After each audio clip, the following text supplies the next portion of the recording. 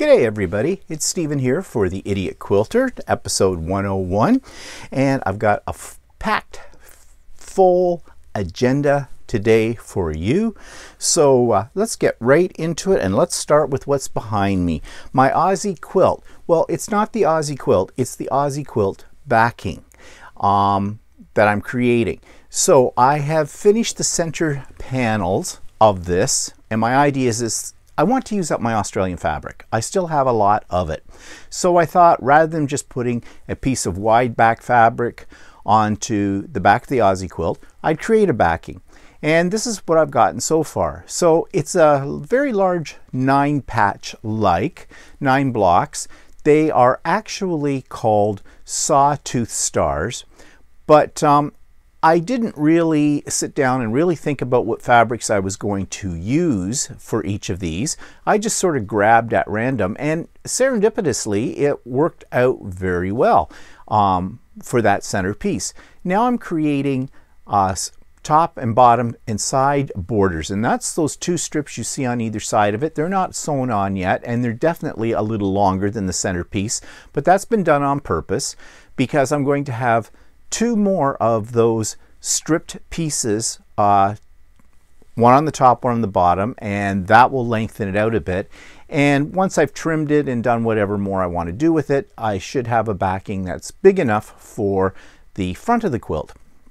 Now the thing is though, I'm kind of liking how this is turning out, and I'm thinking, maybe I should just make this into a second Aussie quilt and not worry about using it as backing. I don't know yet exactly what I'm going to do. It's up in the air, but we'll see when the final product is done. But I think it's coming along quite nicely so far. So that's what I've been working on. I have to admit, I have been working on a bunch of craft-related projects, not just quilting, but some artwork as well. I'm going to show you a piece of those in a moment, a piece of that in a moment. Plus, I've been using my 3D printer to print things, and I'm starting to think about, with the 3D printer, more about how I can incorporate that into my quilting and into my mixed media art as well. I'm getting a little tired of printing toys because that's basically what you print. Okay, there are ones out there who are very serious about 3D printing, and they print figurines for those role-playing games like Dungeons and Dragons and a whole bunch of other things, or they print little figurines that come from like Star Wars, or you know, all that kind of stuff. And not to belittle them, that's their hobby. I'm not too much into figurines and things like that, so I'm still looking for a way, now that I've sort of gotten used to the process for creating things on a 3D printer. I'm looking now for things that are more art related but fit my style. So we'll see how that goes. But anyways, that's off topic about quilting. Let's get back on topic with that. On Sunday, I participated in another Canadian Male Quilters Sew Day. They have these about once a month. I really enjoy them. I've spoken about them at length before. And a little later on in the vlog, I'm going to talk a little bit more about what's the difference that I find between sewing with men as opposed to sewing with women, and guilds especially. So we'll talk a little bit more about that coming up. But it was a great day. I met some new people that I had not met before on previous Canadian Male Quilter sewing days, and some very interesting people. There was one young guy. Now I say young, he's 31. To me, anything under 50 or anybody under 50 is young, right? He is starting his own business. He's got a studio. He's already doing a lot of quilting. He has a long arm. And the amazing thing about this was he was showing a little tour of his apartment in Vancouver. That's where he lives. It's about a 600 square foot apartment, and he's got a long arm in this apartment. Well, basically, there's 2 of them living in the apartment, and his long arm looked like it extended from his kitchen counter to his living room sofa. So he now has a studio space he's about to move into, which is bigger than his apartment. It's about 800 square feet, and he is basically extending his business in long arm quilting. And his stuff is really good. He's been doing this for about 9 years, quilting for about 9 years. I don't know how long he's been actually doing it where he's making money, but I think he's doing very well, given the fact that, you know, a lot of quilt stores and businesses in general are not doing so well because of COVID. But he seems to have a steady business with people who need their quilts quilted. And, you know, good for him. He's doing something that he loves and making a business into it as well. So, you know, if I was 30 years younger and if I was quilting 30 years ago, I might have considered that, but I didn't. Okay. So yeah, had a really good time on the Canadian Mail Quilter, and I couldn't spend the whole day with them because last Sunday was very busy. It's when we do Stephen and Walter Live, of course. Plus, I had my art journaling group that we meet the first Sunday of every month virtually as well. So I had them. So I was busy on Sunday, zooming all over the place, you might say. So I didn't get as much done on this as I wanted to, but that's okay. That's okay. I've got to make a concentrated effort, though, this week to try and really get that backing done. All right. So another thing that I did do, you know, anything that diverts, it's like a squirrel. I get diverted very easily. I needed some labels for my quilts that I'm making this year. So I went to my embroidery machine and to Artistic Digitizer, which is the program for designing your own custom embroidery projects. And I created a bunch of these. And it's simple. It's just a circle with the year of my name on it, created by. And now I have a tendency, and some of you are going to go, oh, no, you don't. Oh, yes, I do. I have a tendency to forget when I'm doing my binding to sew my label into my quilt.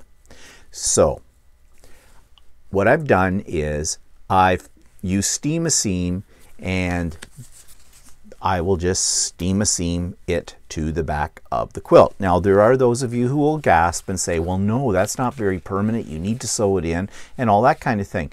Well, you want to know something? Steam a seam is pretty good. I don't wash my quilts, and I've talked about that before, until they really need to be washed. Now, to date, I haven't really given any of my quilts away either. So my labels have stayed intact, the ones that have a label. I have a tendency to forget to label my quilts as well. So for me, the steam a seam will work. It will hold long enough. If a quilt that I have, if it does get washed and the steam a seam lets go, I will sew it in at that point. But I just know myself that I will forget to put the label in, and I don't really like sewing them in with the binding. I can, I've done it. It's easier if I do it with steam a seam. So yeah, whatever. Call me out on this one if you wish, but that's what I'm going to do. Okay. So what's that take us up? Oh yeah. So right now I do not have my Janome 15,000 with me. Not that there's any problems with it, thank goodness, knock wood, all that. But it was time to have a professional cleaning done. And I think my timing is out slightly because I have had a couple of needle jams into my bobbin casing. And I have been stockpiling bobbin casings as well. I found an outlet where I can get them, and you know, they're not particularly cheap. I'm paying with this outlet like $39.99, and I've bought 4 from them. I'm waiting for 2 more to come this week. Yeah, it might be overkill, but I'd rather be prepared than not. So my Janome is out. It's being cleaned. It's being serviced. I gave a list of things I wanted to look at, have the technician look at. One was the timing, which they do automatically. At least my technician does when you take it in for a tune-up. I want them to fix my automatic threader because that always goes on these machines, especially the one on the Janome 15,000, which is completely automatic. It's not, you don't have to pull anything down. You just run your thread through and bang, you hit a button and it threads it. Yeah, I've gotten really good with a needle threader in the last couple of months because that's when it went. Now, what usually happens with them is they go a little bit out of alignment. There's a little tiny wire that pokes itself through the needle hole, grabs the thread, and pulls it back out. And there is an adjustment on the machine in a section that you're not supposed to know about, but I know about it, how you get into what's the technician's menu, and you can play around with it and adjust it up and down. And I tried, and I don't know what I'm doing. So leave it to the professional. So I want that fixed. I also want them to check my feed dogs. I was blaming it on the Australian fabric because some of it is a little bit on the thin side, and I thought it's just not grabbing it properly. Also, I was doing half square triangles, so I was sort of sewing on the diagonal, like from a point to a point. And you know, if you don't run a leader before that, sometimes it'll get sucked down into the machine. But it just seemed to do it a lot, and I tried it on my Skyline S7 and it didn't seem to have any problems. So I'm thinking that on one of those little needle jams I had, it may have done something to my feed dogs. So I asked them to check that as well. So that's gone into the shop, and they said it would be 5 to 10 days. So I'm not anticipating getting it back this week. Maybe if all goes well. Roy, who's the technician at Ultimate Sewing, he's really good and very fast, very efficient, knows what he's doing. I trust him completely, and it may come back maybe by this Thursday. We'll see. I'm not in a panic. I've got the other sewing machine, and right now I can't embroider, but that's okay because I wasn't doing a lot of embroidery, with the exception of those labels that you saw. So anyways, it's in having a spa week, and hopefully when it comes back it'll be purring like a kitten. Okay, so I was saying too that I've been working on other projects. For some reason, near the tail end of last week, I got my creative mojo back and started working again on all kinds of different projects, which is good. Little coffee. Okay, sorry about the slurping. And okay, Walter doesn't like it. Well, he says when he first saw it, it hadn't been finished yet. He said he didn't care for it. He never just comes right out and says, God, that's god awful, I hate it. What he does is he makes comments like, oh yeah, that's fine. When he says stuff like that, I know he doesn't like something. But I said to him, hey, give me a break. It's not done yet. And it's not to everybody's taste, but I'm kind of happy with the way it turned out. I'm not an artist, okay, but I like to play with art. And I have all these scraps of fabric, and I got thinking, why don't I make a fabric sculpture? So I did. Here it is. Now, let you in on a little secret. Those of you who've watched my vlog, I am showing how I put this together over the next few weeks. It's a series of episodes, I guess you would call it, showing you how I put this together. A little closer so you can get some light on it.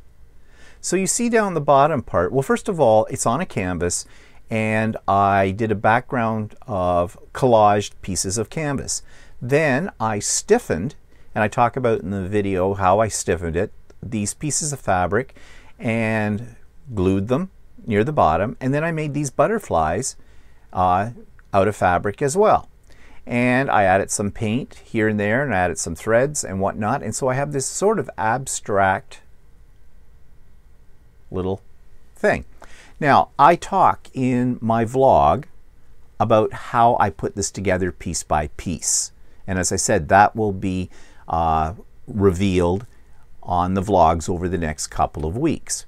But I thought I'd show it to you because it is fabric related, obviously, and although it's not quilting, not even sewing, it is still just an idea of what you can do with your leftover fabric, you know, the little bits and pieces. You can do something creative out of it. Now, as I said, this won't be to everybody's taste, but I kind of like it. So, yeah, I did it for me. I didn't do it for anybody else. Okay, so that brings me to my thoughts for today. And I got thinking about this, and this came to mind with the Canadian Male Quilter Sew Day, and last night I had my monthly guild meeting. All these things are done virtually, of course. We're all being safe. And it came to my mind what it is that's different about a bunch of men getting together in a guild-like format and a bunch of women. Now, before I say the three things that are different about a woman's guild and a men's guild, I want to say that this is going to sound sexist. I don't intend to make it sexist or sound sexist, but let's face it and let's be real. Women are different from men, okay? I mean, I know we're supposed to see women as equals, and I do. And sometimes I see them as superior as well.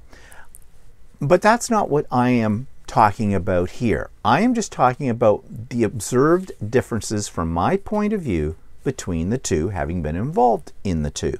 So the first difference is men tend to be, I think, less competitive in guilds. In guilds, women are always showing what they have created. They're always, in my guild especially, we have a show and share every month. People put in multiple pieces. It's like the person who has the most pieces in to show wins. In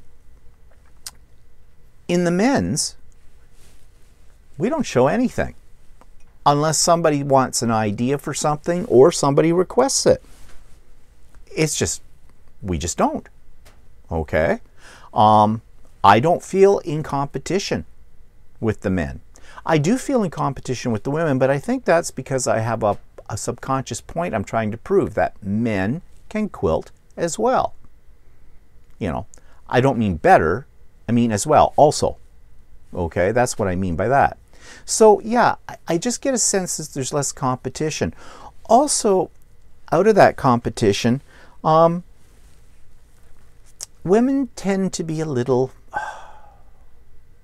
catty. I'm sorry, I'm in dangerous territory. I know this right now, but they do. It's subtle. Well, sometimes it's not that subtle, but it all is this sense of, I have to get this done. I'm doing this. I'm doing that. We have something in our my guild with the ladies. They call it kudos strips, where basically something good has happened to you in the past month. You bring a 2.5-inch strip with the fabric, and when we could meet, it went into our community outreach collection of fabrics for making quilts for charity, which is a great idea, where they basically get to talk about something that's good. But those good things are very competitive. Like somebody talks about having another grandchild as if they had the grandchild. Okay, you had your babies. And is it a competition to have children? I don't think so, but apparently it is. They talk about kids or grandchildren, mostly grandchildren, who have graduated from university. They brag about what their marks were and the whole bit. Well, yeah, I know they're proud of those people, but it's like they've got to get one up on everybody else. We don't have that in the men's one. We don't do that kind of thing. In fact, I think if it was even suggested, most men wouldn't do it. So that's what I mean about the competitiveness. Now, the second thing is, I find that the men's sew days and meetings that are much more efficient. Like, it's more to the point. It's, okay, we have this on the agenda, we have this on the agenda, we have this on the agenda. Let's do it, let's get over with it, let's move on. With the ladies, there seems to be a lot of discussion. A lot of discussion before any decisions are made at all. Again, I'm not criticizing women when I say this, although it sounds like it. I'm just saying that men seem to be more efficient. And speaking of all those kind of things, and about the competition as well, I think that men are less likely to take a small issue and make it a larger issue. The expression is, making a mountain out of a molehill. I've seen that a lot, especially in my capacity as secretary for my guild and the executive meetings. My experience is that men don't bother with that. They just go, yeah, okay, whatever, let's move on, kind of a thing. Now, maybe the criticism there is that men aren't as thorough about making their decisions. Maybe they make decisions too quickly. Maybe they're snap decisions. Maybe women, the way women make decisions or look at an issue is more thoughtful, more, they're looking at all points about it. They're being very thorough. Maybe, I don't know. I just know with men, it's like, okay, here it is, bang, deal with it, out you go. One more point. This is touchy. This whole thing is touchy. I debated whether I should talk about it, but hey, this is what makes life interesting. I find men in general to be more direct. If, like, going back to what I just said about criticism, about thoughtfulness, about, making mountains out of molehills, men tend to be more direct. If there's a problem, they deal with it. If there's a problem with a person, they deal with it. I have found, again, this is from my experience, I could be wrong about this, I'm just going by my own experience, that women don't seem to be as direct. If they have a problem with a person, now I'm whitewashing women, okay? And I know that, but but a lot of the ladies that I have dealt with tend to skirt around the main issue. They don't deal with it head on. Then I go back to that comment about being catty too. What I mean by that, more or less, is they won't necessarily directly say something to somebody they have an issue with. They will say it to somebody else, but not necessarily to that individual. So there's always a guessing game that people have to play. What's this person really thinking? Whereas with men, it's more direct. Now, not with all men. Again, I'm whitewashing here, okay? I'm painting everybody with a broad stroke brush, I guess. But I think if you think about it, you get probably what I mean. Now, please don't send me hate mail about this, because, quite frankly, I won't respond, okay? Because in the battle of the sexes, men can't win, okay? We accept that fact. However, these are the things that I have noticed. I guess the reason I'm bringing it all up is because some of the issues that have been coming up for me with my guild, which is one reason why that at the end of my term as secretary, I am not renewing it. And I may not be renewing my membership in the guild either. But we'll see. We'll see. That's not to say that there aren't an awful lot of, I've met an awful lot of nice people in the guild. I have. Okay, so I just thought that might be interesting to share my observations on that. All right, so let's move to the subscribers quilt of the week. And just before we get to our featured quilt, I want to talk a little bit again about Mr. Leon. You remember Mr. Leon was the first quilt that I featured. It was the Lone Star, beautifully done. And I inadvertently referred to Fidel Leon as a female. Now, last week I corrected that.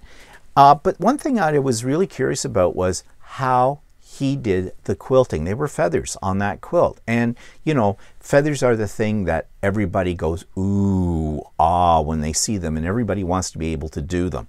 And they are very difficult, I have found. In fact, I don't do them. It's just, it takes a lot of practice. So I wondered, they look very uniform. And not to discredit Mr. Leon, but I was thinking, yeah, maybe that was a computerized quilting machine. But then I thought about it, and he said, no, he had a mid-arm machine. So I asked him, how did he do it? And he wrote back to me and told me. Mr. Leon said, let me see my note here. He said, the quilting was done with a Pro Stitcher Robotics. I'm practicing free motion quilts with a new long arm. And yes, the Lone Star has Y-seamed corners. So the quilting was done with a Pro Stitcher Robotics. I guess that's the name of his quilting. Long arm, his mid arm. I'm thinking he has a mid arm. I'm not sure. But anyways, no matter how he did them, they are absolutely beautiful. And I wish I could do that. I really do. Okay, so let's turn our attention to the subscribers quilt of the week. And that one is done by Marianne Elvin Barfod. Now, I have probably butchered her name, and I'm so sorry. Marianne comes from Norway. She lives, I think, somewhere outside or close to Lillehammer. And I've probably said that wrong too. But they had the Olympics there once, I believe, and Winter Olympics. And so she sent me some of her embroidery to show, and I'm going to insert the little video that I made about this right in here, right now. This week's subscribers quilt of the week is from Marianne Elvin Barfod. Now, I'm not sure if I've said your name right, Marianne, but if I haven't, let me know. I'm so sorry about that. So she writes, I really enjoy your YouTube channel. I'm a beginner in sewing, but really love it. I've been doing it for a couple of years, but quilting is kind of new to me. I just got a Janome Memory Craft 550E before Christmas, and it led to your account when you spoke about your experience with it. The 550E is actually an embroidery machine, and I don't have a 550E. I have a 15,000, but my husband, Walter, he does have a 550E. Since then, I've been watching your videos, and it's really nice. I really like it. Here in Lillehammer, Norway, sorry again, we had a great quilt store. Because of that, I've got into this sewing world, and it's a nice place to be. I just felt like sharing when you asked for it. I'm a much better artist than a sewer, but it's very exciting to learn new skills. Thank you for your inspiring YouTube channel and for sharing your work and experiences. Thank you. So we can see here some examples of what Marianne has been doing with her embroidery machine, the 550E. And she also has a table runner. That was a Christmas gift. And she's referencing for us a magazine in Norway, which I cannot pronounce the name of because it's in Norwegian. But it's a great looking resource. And I think, well, no, she mentions the store that she got it at in Norway. I'll see if I can put a link to this store if you're interested in the show notes today. I'm not sure if I'll have any luck with that, but we'll see. But I can see for someone who's just a beginner, she has done a fabulous job of creating her pieces. They're really lovely. And I am sure you're going to have a lot of fun with your embroidery machine. I certainly do. So thank you, Marianne, for sending this to us all the way from Norway. That's great. So absolutely beautiful work, Marianne. And is it Marianne or Marianne? But you know who I mean. And I've also put in the show notes this week, in the shout outs, I've put a link to the store she mentioned, which is in Norway. But you can go online and check it out. Now, it may come up on your Google browser or whatever browser you're using as in Norwegian, but if you hit the translate button, it'll go into English very readily.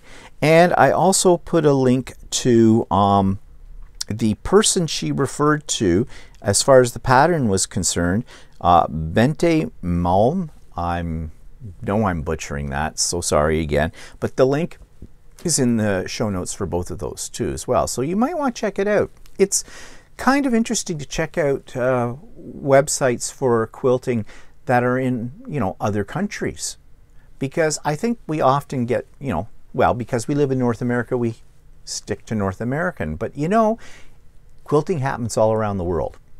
So I hope you'll check them out, and thank you so much for sending me those pictures. And if you'd like to be a featured quilter, a subscriber featured quilter of the week, please send me some pictures and a little blurb. And I have one for next week, but after that, I don't have any. So don't be shy. Please send them to me. We'd love seeing them. Okay, so that takes us to some Oh, one other thing in the shout-outs. Tomorrow, I'm doing this on Tuesday, February the 9th. Tomorrow, Wednesday, February the 10th at 1 p.m., we will be live with the Idiot Quilter Mini Sewing Retreat. Now, I've talked about this before. All are welcome, even if you're not a quilter or a sewer, but you've got some other thing you'd like to work on, or you just want to chat with us, or just have a cup of coffee, whatever, and see what people are doing. And, you know, it's a very social environment. Then please join us. The Zoom link is in the show notes. And as I said, it'll start at 1 p.m. Eastern Standard Time tomorrow. And we're quilting. Now, this is not unlike what I had last week, which was called Craft and Chat, which I run on the first Wednesday of every month. I'm not sure how often I'm going to run this, but, and it's going to seem very much like Craft and Chat for those of you that go on to Craft and Chat right now. But what I'm doing is I'm building from this. My goal eventually is to run a whole day or even a whole weekend Idiot Quilter retreat virtually. And in something like that, I would like to be able to line up some guest speakers. Someone suggested, Jean suggested to me, we saw her quilts last week. Jean suggested, and I think it's a really good idea, that I reach out to Patrick at Peachtree Quilts and ask him to give us a virtual tour of their store, which is in Regina, Saskatchewan. And that's probably a great idea, and I think he'd probably be willing to do so. And that got me thinking about maybe approaching some other store owners in my area to do the same. I want to play some quick little fun quilting related games. I want to have some prizes as well. It would be nice to have even some demos as well. These are all ideas right now, and if you have ideas for what you would like to see in something like this, a quilting retreat, a virtual quilting retreat, then let me know. I don't know when I'm going to have this. It's going to depend on what feedback I get back from you with this, and yeah, I'll go from there and see how it works out. But that's sort of why I'm doing this little mini retreat, just to get a feel for this and talk to you during the mini retreat about my ideas and your ideas for a much more major retreat, and we'll see from there. But anyways, that's tomorrow, 1 o'clock. The link for it is in the show notes below. I hope to see you. And if you can't stay for the whole thing, or you can't come right at 1 o'clock, that's fine. You come and go as you please. It's very informal.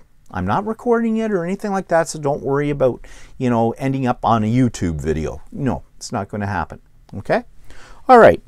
So, speaking of Peachtree, Peachtree's having a big sale. And Patrick wanted me to share this with you. Patrick and I are becoming buds. And this is what he said. We are having a virtual open house starting Monday, February the 8th to the 13th. So it started yesterday and it runs till Saturday. Where all regular price fabric, notions, and parts will be 20% off. You don't need a coupon for it. It's automatically 20% off. Also, we're continuing to offer $5 shipping on orders over $125 after discounts. So, when I saw that, I immediately went on and I just bought a whole bunch more fabric. Okay. There was one fabric I ordered. I was a little disappointed that they're out of stock of it, but that's okay. But they called me immediately to let me know that it was out of stock. But I've got these fabrics coming. Once they've already been shipped. Got a thing yesterday telling me it was shipped. Of course, they have to get through the black hole of Mississauga, and you've heard me talk about that before. But yeah, so this is a great time, if you haven't checked out Peachtree Quilts, to go online and check them out. And I don't have the link here. I will put it in the show notes. Note to self, add Peachtree. But it's really easy. It's peachtreequilts.com. I believe it's .com. Anyways, I will put that into the show notes for you. And so it's 20% off. So go for it. Just as a disclaimer, I am not sponsored by Peachtree. Okay? I'm just helping them out only because they've been really good to me, and I really love their service, and I love the fabrics they have available, and they have patterns, lots and lots of patterns, and some really cool ones. So be sure to check that out as well. And they have notions, and they have stabilizers, so you know, they're one-stop shopping, really. Okay, so speaking of Peachtree further, I got my order that I put in about a week or so ago. It finally got out of the black hole of Mississauga. And I bought more of that fairy, what's it called? I always want to call it fairy dust. It's not fairy dust. It's it's by Michael Miller, and it is called Fairy Frost. Fairy Frost. And I love this fabric line. So with the exception of one fabric, I now have 2 meters of everything in the collection. And I have an idea for it too.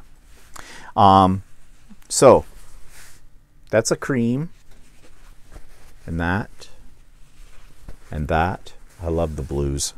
And the purple. I really love the purple. Okay, I can't hold these all up. Some more.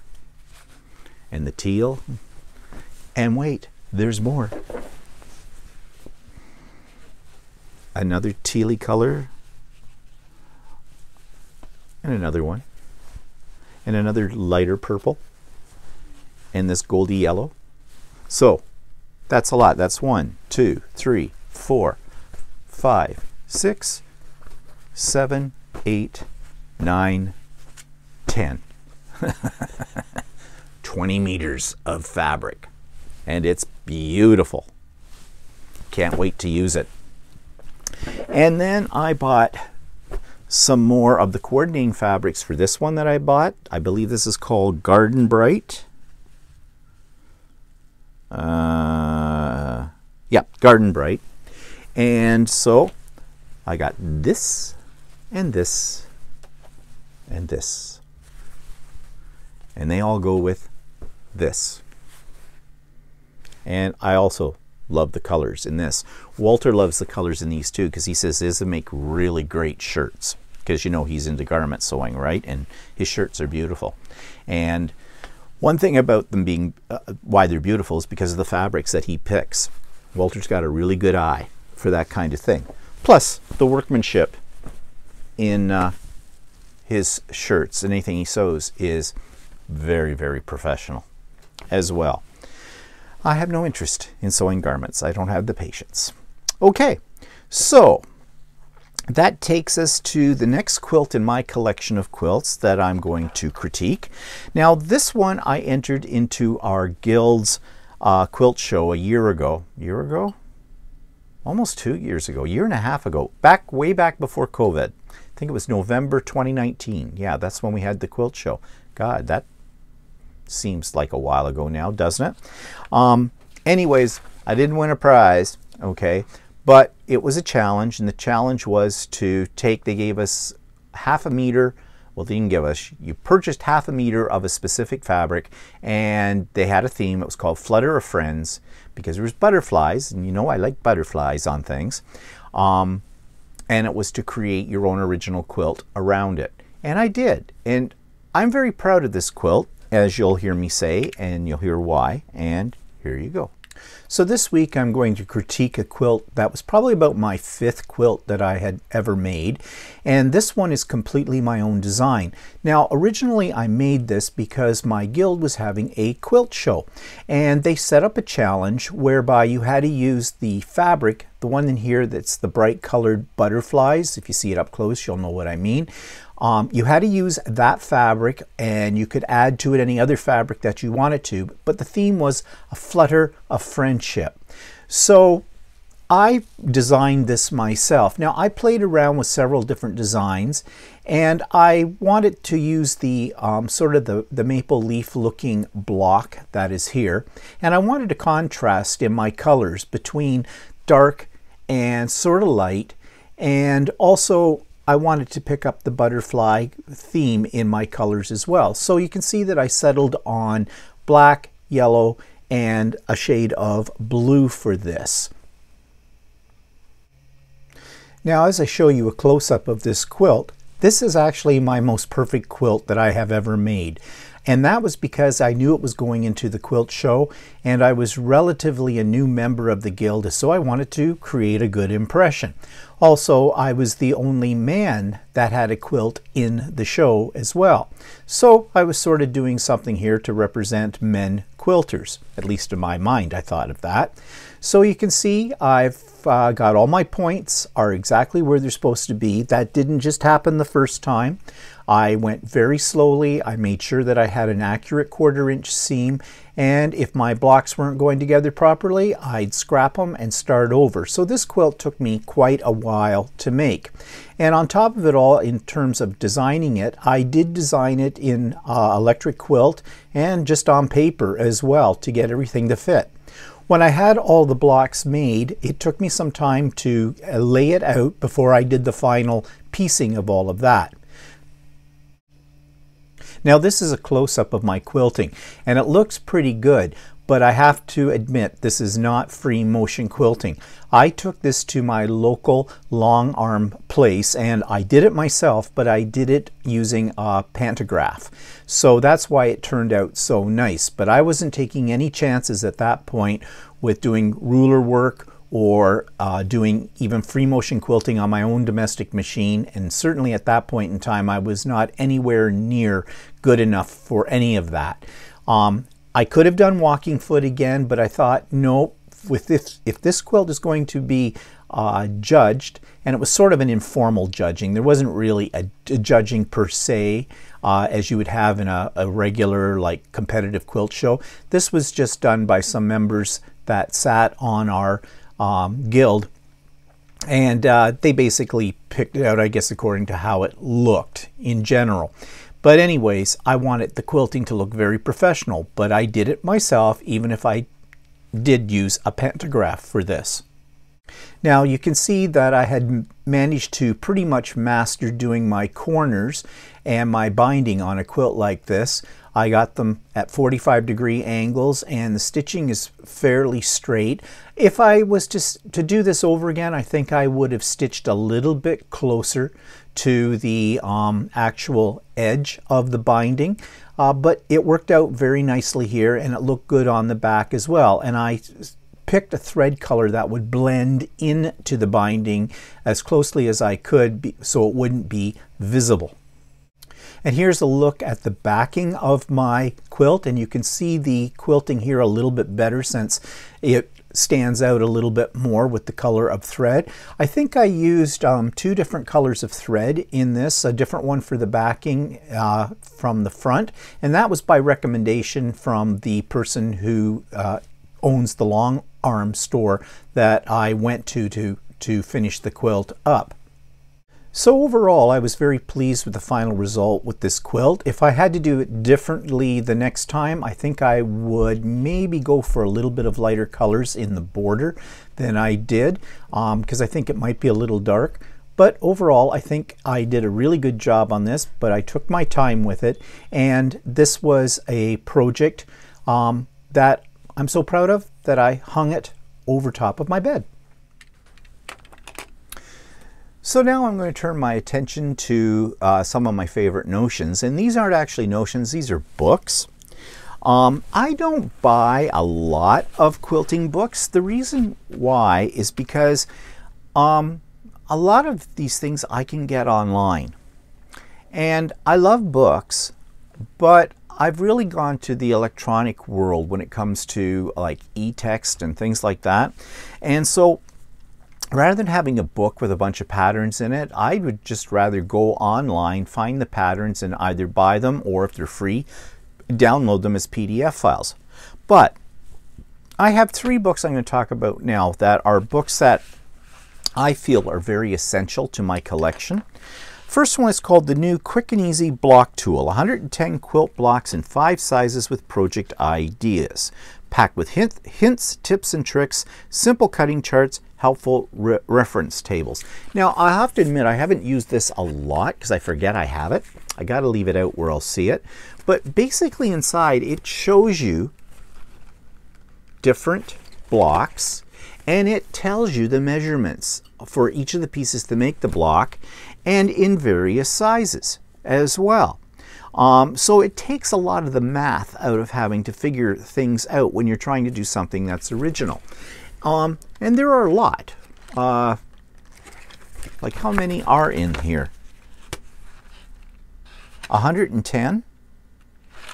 And then there's some charts in the back of the book as well about angles, triangles, you know, when you have to do triangle, fill in triangles and things like that, cutting diagrams, the whole bit.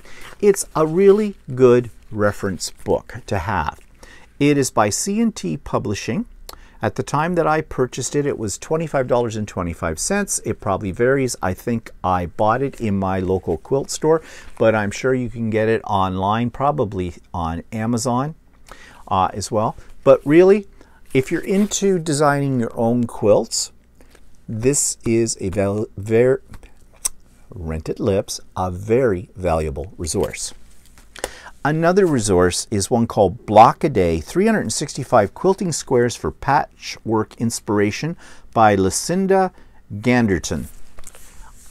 This is a really great book. There is over 365 quilting blocks, and they're all indexed at the back, so you can look them up and go to the page, glare, and it gives you the instructions for making them. Now, the one thing that I find somewhat annoying about this book, but it's to be expected, is they don't talk about using any special rulers that are going to make things easier, like say for trimming up flying geese. I showed you the ultimate flying geese ruler. But of course, I think what they're doing with this is showing you how to traditionally make, with only a straight edge ruler and a rotary cutter, how to put these blocks together, which I think is probably a really good idea when you're first starting into quilting, is to learn the basics, and then you can get into specialty rulers.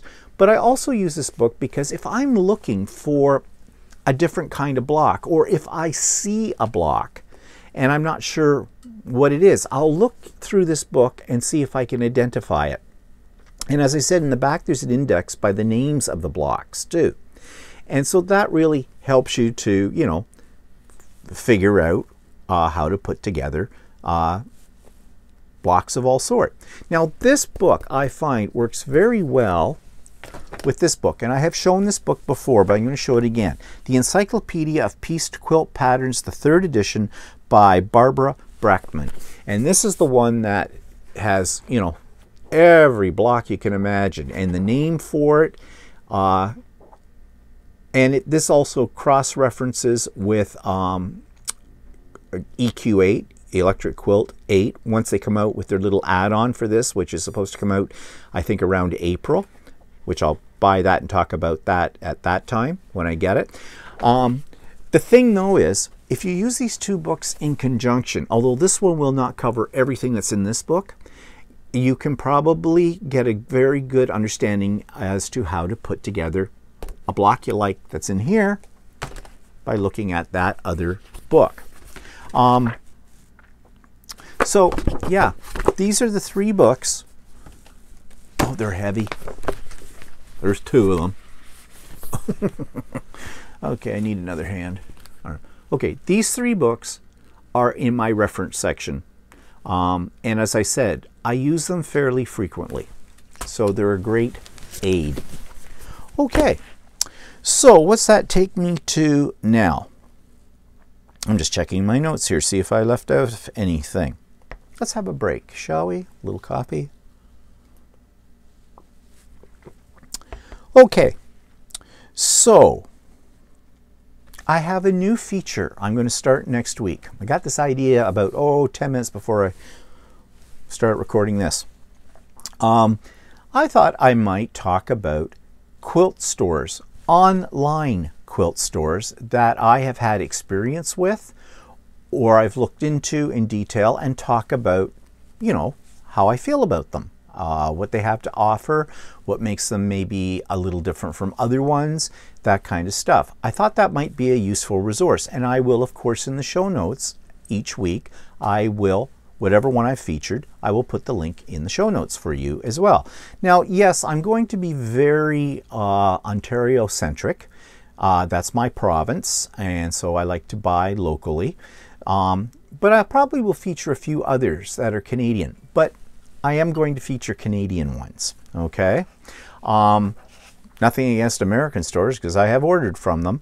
But, you know, I think sometimes we as Canadians tend to direct our business towards the American stores because they tend to be more prevalent and they tend to have, you know, a wider advertising market or marketing experience. I don't know out there. We seem to know about them. Like, think of right now. Can you name, what's the first name of a fabric store you can name right off the top of your head that's online? Fat Quarter Shop? That's the first one came to my name. Why? It's good. It's good. But the only reason it came to my name is because I have seen it advertised in so many things. And I think our Canadian stores are, well, they're just as good. In some cases better. But I don't think they have the exposure. So I'm going to give them a little bit of exposure on here for what it's worth. So that's a new feature that's coming up. The first one of those will come up next week in the Idiot Quilter episode then. And I think that takes me to the end, and it does. So thank you so much for joining me today. I hope you got something out of today's video. And as I said, if you have ideas about a full day Idiot Quilter retreat, please send them to me. And don't think any ideas are stupid. They're not. They will help me create something that I think we'll all enjoy. So, having said that, I hope you have a great week doing quilting or whatever other crafty things you're doing. And I hope you're staying happy, and I hope you're staying healthy, and you're staying safe. So we'll see you next week. Bye for now.